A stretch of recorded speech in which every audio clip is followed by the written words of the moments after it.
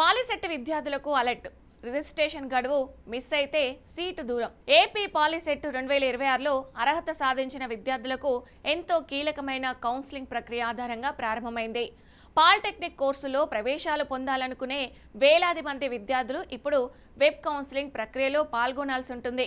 సాంకేతిక విద్యాశాఖ ప్రకటించిన షెడ్యూల్ ప్రకారం జూన్ 24 నుంచి జూలై 4 వరకు ఈ కౌన్సిలింగ్ ప్రక్రియ కొనసాగనుంది. విద్యార్థులు తమ భవిష్యత్తు విద్యా ప్రయాణానికి సంబంధించిన కీలక నిర్ణయాలు తీసుకునే సమయం కావడంతో ప్రతి దశను జాగ్రత్తగా పూర్తి చేయాల్సి ఉంటుంది.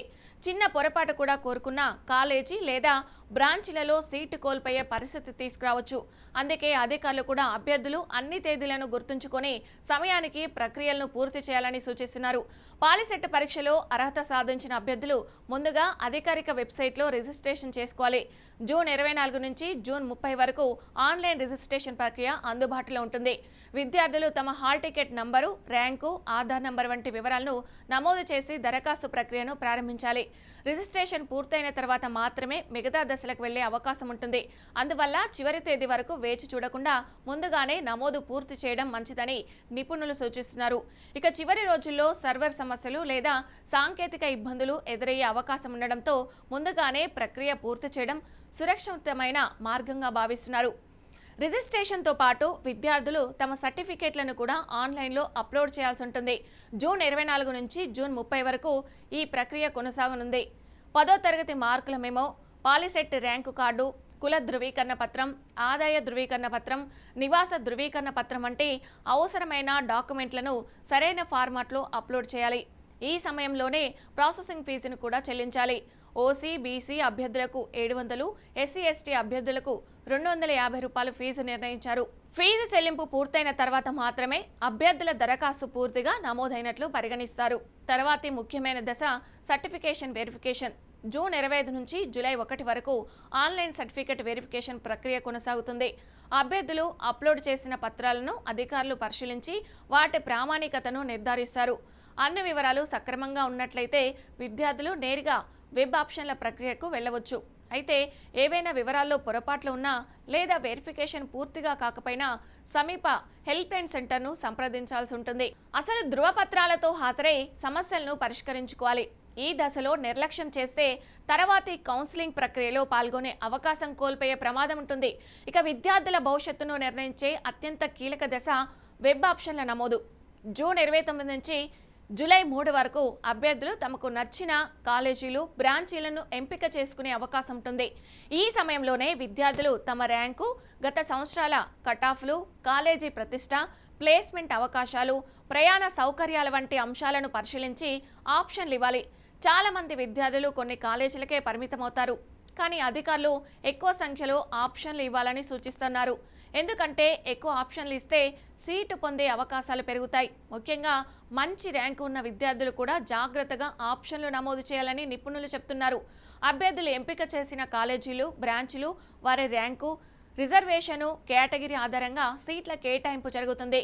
Computer engineering, artificial intelligence, data science, electronics, mechanical, civil వంటి బ్రాంచీలకు ఈసారి ఎక్కువ డిమాండ్ ఉండే అవకాశం ఉందని విద్యా వర్గాలు అంచనా వేస్తున్నాయి.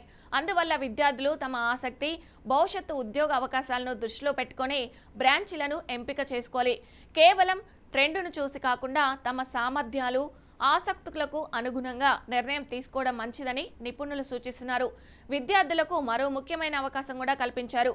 జూలై 4న వెబ్ ఆప్షన్లలో మార్పులు చేసుకునే అవకాశం ఉంటుంది. మొదట నమోదు చేసిన ఆప్షన్లలో ఏవైనా సవరణలు చేయాలనుకుంటే, కొత్త కాలేజీలను చేర్చాలనుకుంటే లేదా ప్రాధాన్యత క్రమాన్ని మార్చాలనుకుంటే ఈ తేదీన అవకాశం ఉంటుంది. చాలా మంది విద్యార్థులు మొదటిసారి ఆప్షన్లు నమోదు చేసే సమయంలో కొన్ని విషయాలు గమనించకపోవచ్చు. అలాంటి సందర్భాల్లో జూలై 4వ తేదీన ఇచ్చే అవకాశం ఎంతో ఉపయోగపడుతుంది. అందువల్ల విద్యార్థులు తమ ఎంపికలను మరోసారి పరిశీలించి అవసరమైతే మార్పులు చేసుకోవాలి. సీట్ల కేటాయింపు అనంతరం విద్యార్థులు అలాట్మెంట్ ఆర్డర్ను డౌన్లోడ్ చేసుకోవాలి. సీటు పొందిన ప్రతి అభ్యర్థి ముందుగా ఆన్లైన్లో సెల్ఫ్ రిపోర్టింగ్ చేయాలి. ఇది చాలా కీలకమైన దశ. సెల్ఫ్ రిపోర్టింగ్ చేయకపోతే కేటాయించిన సీటు రద్దయ్యే అవకాశం ఉంటుంది. ఆ తర్వాత కేటాయించిన కాలేజీలలో ప్రత్యక్షంగా హాజరై అడ్మిషన్ ప్రక్రియ పూర్తి చేయాలి. అవసరమైన ఒరిజినల్ సర్టిఫికెట్లు, ఫీజు రసీదులు, అలాట్మెంట్ ఆర్డర్తో కాలేజీకి వెళ్ళాలి. కాలేజీ నిర్దేశించిన గడువులోపు చేరిక పూర్తి చేయకపోతే సీటు కోల్పోయే ప్రమాదం ఉంటుంది. ప్రస్తుతం పాలిటెక్నిక్ విద్యకు కూడా మంచి డిమాండ్ పెరుగుతుంది. 10వ తరగతి తర్వాత సాంకేతిక విద్యను అభ్యసించి ఉద్యోగ అవకాశాలు పొందాలని భావించే విద్యార్థులకు పాలిటెక్నిక్ కోర్సులు మంచి అవకాశం కల్పిస్తున్నాయి. 3 సంవత్సరాల డిప్లొమా పూర్తి చేసిన తర్వాత నేరుగా ఇంజనీరింగ్ 2వ సంవత్సరంలో లెటరల్ ఎంట్రీ ద్వారా ప్రవేశం పొందే అవకాశం కూడా ఉంటుంది. దీంతో అనేక మంది విద్యార్థులు పాలిటెక్నిక్ కోర్సులను ఎంచుకుంటున్నారు. రాష్ట్రంలోని ప్రభుత్వ, ప్రైవేటు పాలిటెక్నిక్ కాలేజీల్లో వేలాది సీట్లు అందుబాటులో ఉన్నాయి.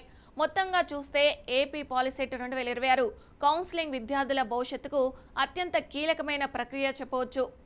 జూన్ 24 నుంచి ప్రారంభమైన రిజిస్ట్రేషను, సర్టిఫికెట్ల అప్లోడు, ఫీజు చెల్లింపు, వెరిఫికేషను, వెబ్ ఆప్షన్ల నమోదు, ఆప్షన్ల మార్పు వంటి ప్రతి దశను సమయానికి పూర్తి చేయాలి.